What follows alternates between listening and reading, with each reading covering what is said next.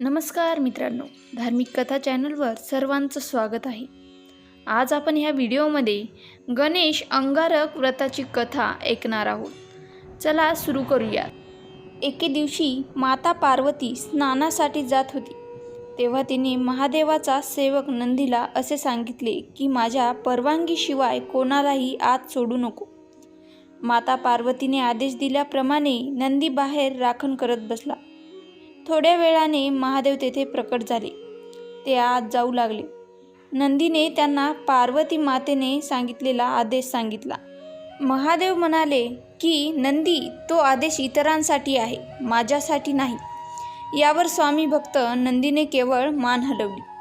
त्यांना नमस्कार करून तो तेथून निघून गेला. देवी पार्वतीला महादेव आल्याची चाहूल लागली.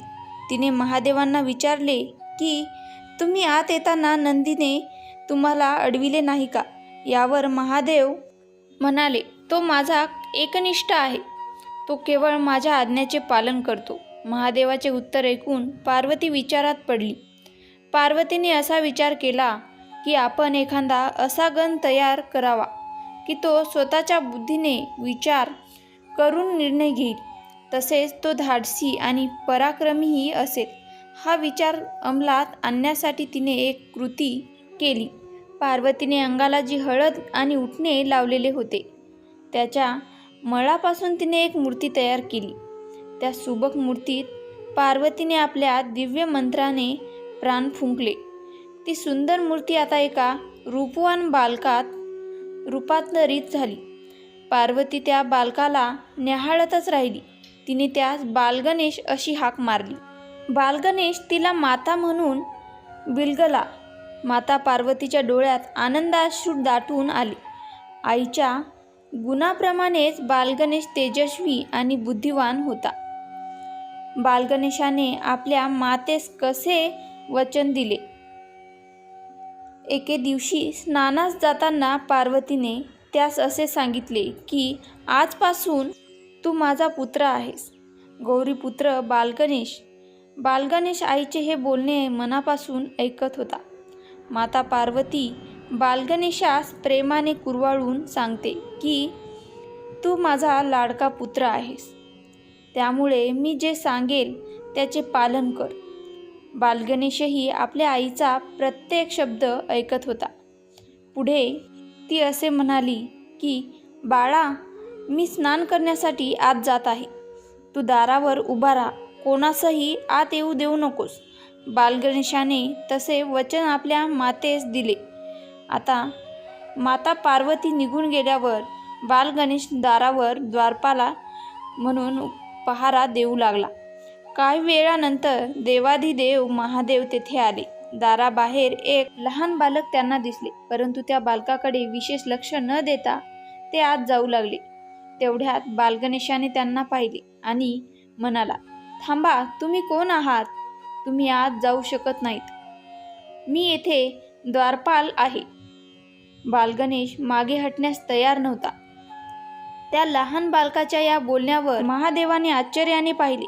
ते म्हणाले, अरे बालका, मी येथील सर्व गणांचा स्वामी आहे. मी शिवशंकर आहे. तुझी पार्वती माता माझी पत्नी आहे, त्यामुळे कुणीही मला आत जाण्यापासून रोखू शकत नाही. तू तर मुळीच नाही.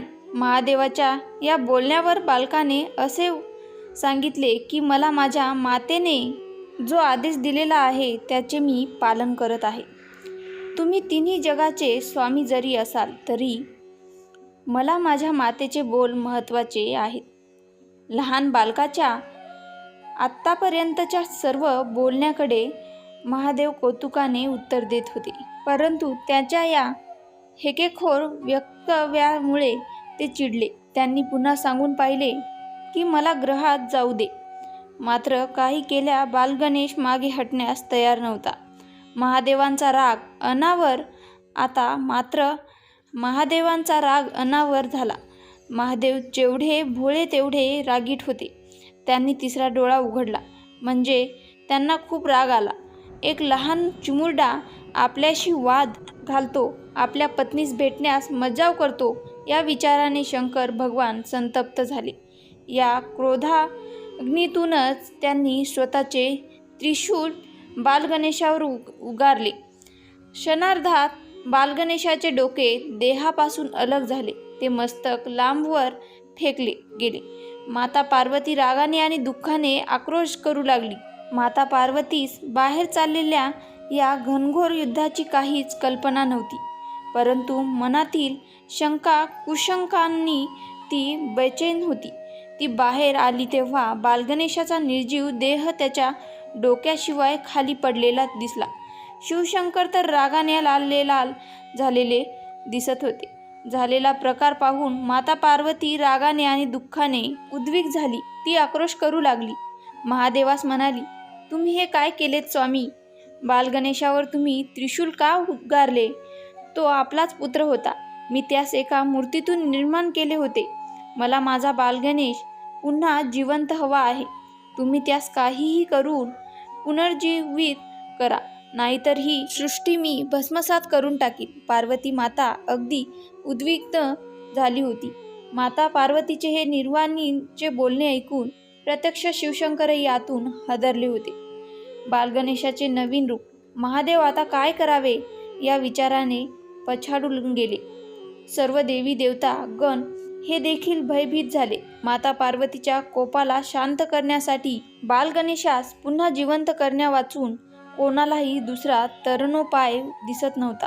तेव्हा महादेवाने आपल्या गणांना असा आदेश दिला की पृथ्वी लोकावर सर्वात प्रथम तुम्हा जो प्राणी दिसेल त्याचे मस्तक घेऊन या.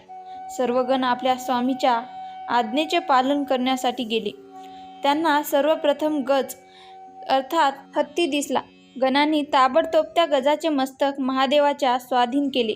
महादेवाने ते शीर बालगणेशाच्या देहावर लावले आणि आपल्या मंत्र उच्चाराने त्यास सजीव केले. आणि काय आश्चर्य! बालगणेश उठून आपल्या मातेस जाऊन बिलगला. बालगणेशाचे हे नवीन रूप पाहून माता पार्वती बरोबरच सर्वजण आनंदित झाले. शुभ कार्यात प्रथम पूजेचा मान. महादेवाने बालगणेशास जवळ घेतले आणि त्याला असा आशीर्वाद दिला की तू सदैव सर्व शुभ कार्यात प्रथम पूजिला जाशील. तुझ्यापासूनच प्रत्येक शुभ कार्याचा आरंभ होईल. अशा प्रकारे बालगणेश आता गजानन म्हणून ओळखला जाऊ लागला. गणेश जयंती पूजा. या दिवशी चंद्रदर्शन निषिद्ध असे म्हणतात की विघ्नहर्ता गणेशाच्या जयंती दिनी उपवास व विधीपूर्वक त्याची पूजा केल्यास संतती सुख आणि वैवाहिक जीवनात सुख मिळते. तसेच माणसाच्या जीवनातील प्रत्येक समस्या दुःखापासून मुक्ती मिळते. भूत केतूच्या पीडातून मुक्ती मिळते.